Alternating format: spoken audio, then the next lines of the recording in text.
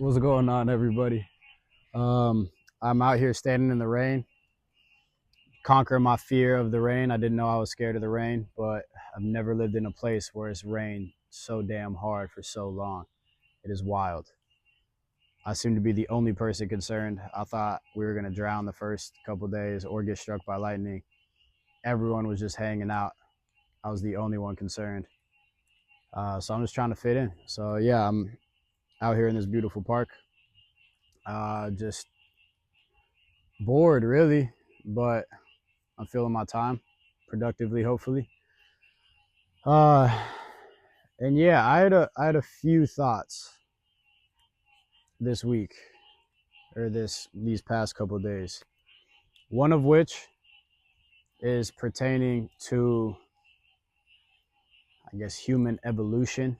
That sounds like super broad, but my dad sent me this video about maybe this governor. I don't know. Some dude speaking about how he spots idiots, like how he finds idiots in his crowd, like who he determines to be an idiot and who he determines to not be an idiot, and how he comes to that determination. And his guide to that was just look for the least kind person in the room, or look for those who are unusually cruel, and that's who he claimed to be idiots. And he went to talk about how, as humans, our first instinct when we see someone different than us is to judge, is to be fearful, is to avoid.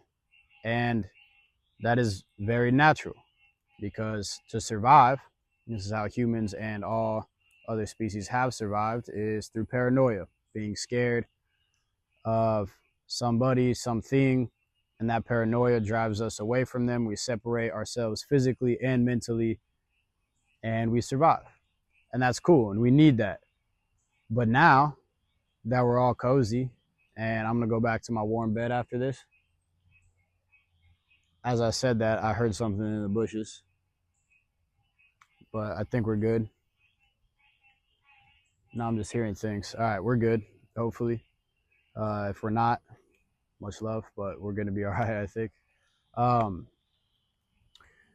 but yeah, so that's, I mean, obviously that is what has kept us alive for so long, and that's why we're still here. But like I was saying, I'm about to go home right now. I'm comfortable. We're all very comfortable, arguably too comfortable with life.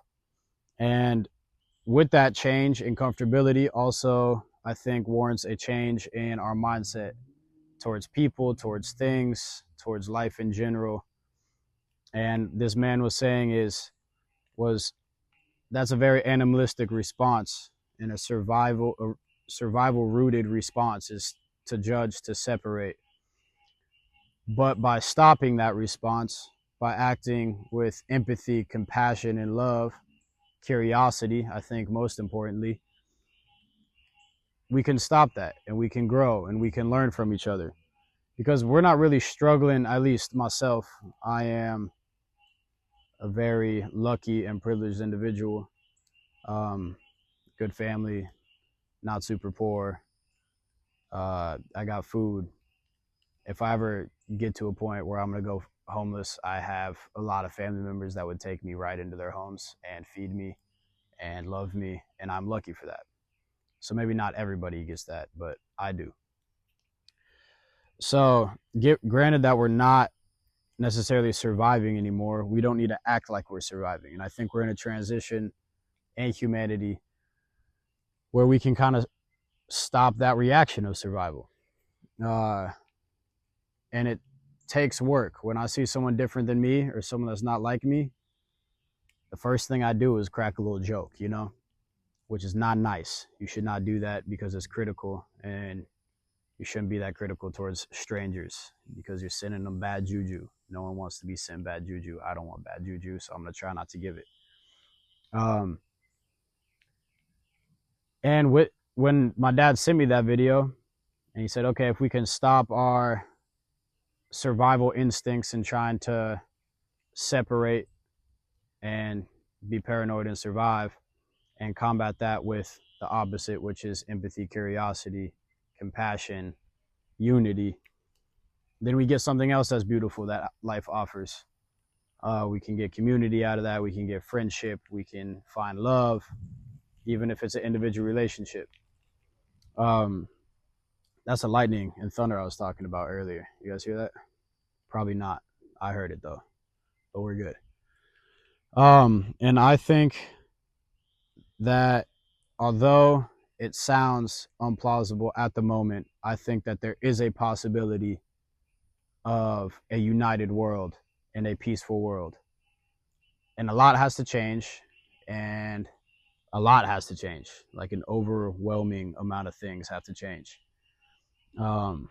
First of all. Second of all, I do believe that if we can show empathy and compassion, those things I was listed, that's a elevated state of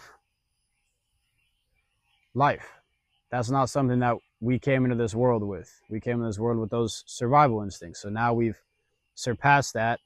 We're not surviving anymore, and we can overcome that. And now we're showing and something that previously wasn't even a subject. You talk to a human a million years ago, you think those homies were talking about compassion? No, they were fighting off saber-toothed tigers and shit. But we're not. So I believe with that, the next step can be a unified world. And I know that sounds broad. That's just a thought. I kind of rambled on for a little bit. But fuck it, that's what we're doing. I guess completely beside the point and on a completely different direction. I was serving two ladies earlier this week. And after they had about a bottle of wine apiece, which I was completely in support of, they seemed like they were having a fun time. They asked me if I was religious, to which I responded, I'm not necessarily religious. I'm spiritual. I believe that there's something out there. I just don't know what it is. I don't have an explanation for it. I don't know if anyone does, but if people think they do, then that's up to them and fantastic for them. But she asked me what I believe religion is used for. And I believe my parents brought me and my brother up, my brother Peterson. They brought us up going to church, but they kind of they were kind of like hands off in the whole church thing, right? So we learned the morals, we learned not to steal, cheat, lie, kill, all the bad things. Don't do that, because that's not good, because no one likes you if you do that. And you'll be going to bad places if you do that, which is correct. I do agree with that. And then we kind of separated from the church a little bit with those morals that are so valuable and needed to create good people in life. And I believe that's what religion does. It's kind of like a guide on how to be a good person with some other details and stuff mixed in there, which is super cool. And I found it ironic that humans fight over religion so much. And me and these two ladies talked about this. If murder is a sin and someone disagrees with your religion, would you kill someone in loyalty to your God? You know? Like I mean, humans have fought so much over religion and difference throughout humanity. And so many religions are involved in so many wars. But would your God get down with that? I don't know. Hopefully not, you know? I don't think that that's a bad thing to say. Hopefully I'm not stepping on any toes. But I think we can all agree that murder is bad. And if you kill, that's bad. So, I don't know. I find that ironic. Yeah, that's it for that. On a completely different note as well, this is also something I was thinking of. I've been watching a lot of good movies recently. And not so recently, but just in general, movies are fantastic, you know? And one of the movies, one of the things I've been thinking is these stories that come out of movies don't, like, when you condense the plot, they don't necessarily seem like worthy stories to like make a movie and like dump millions of dollars into making a movie. Like I think of like Good Will Hunting, which is a solid movie, or like Shawshank Redemption as well. Just like they kind of seem like, yes, they're fantastic movies. They are. And fantastic plots. But when you condense the plot of Good Will Hunting and you have like a savant who's a bad boy and he gets into trouble, so the court makes him go to therapy and he transforms into this different person and does good things with his life. I'm like, yo, let's make a movie about that. If I was like the director and I heard that, I'd be like, yo, probably not, you know?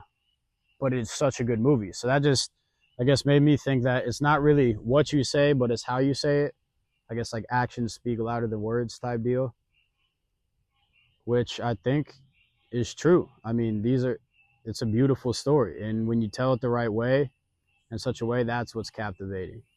You know, I could say, I love you to my mom, or I could say, I love you, and I give her a hug, and I hug her hard as shit, and I give her a kiss on the head, and I'm like, I fucking love you. That's different, right? So I guess that, I don't know. I think that's where all beautiful art comes out of, is just how we tell it, not necessarily what we tell and what we want to convey, but how we tell it and how we want to convey it. And the passion and the heart in that. But yeah, other than that, man, I'm just like trying to continue to be productive and continue to use my time wisely.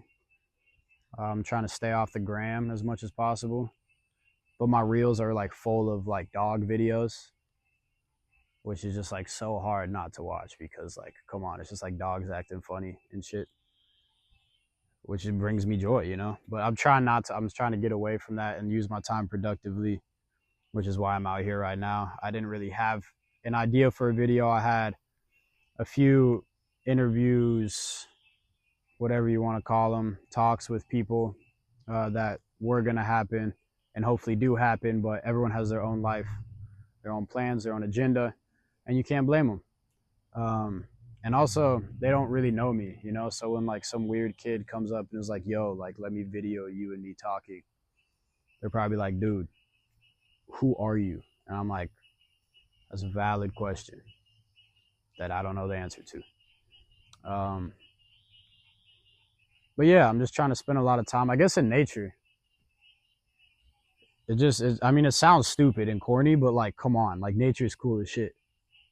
Like and obviously I'm not from here, so like seeing all the new trees and birds. I saw a cardinal for the first time like a couple weeks ago. That's cool as shit. I didn't know that they were just like common birds. Like they just fly around here, and, like land on your doorstep. That's cool as shit, you know. Haven't seen any snakes, which is clutch. Haven't seen a gator. I don't know if I want to see a gator. Maybe from a distance, might be cool. I killed one baby cockroach in my bathroom, and that was not chill. And I checked my bed, did my due diligence, checked under the bed, made sure everything was okay. Because if there's one baby cockroach, there's probably brothers and sisters around, you know what I'm saying? So I feel bad killing bugs sometimes, but at the same time, like, what are you doing in my crib? You know, like, get out of my house.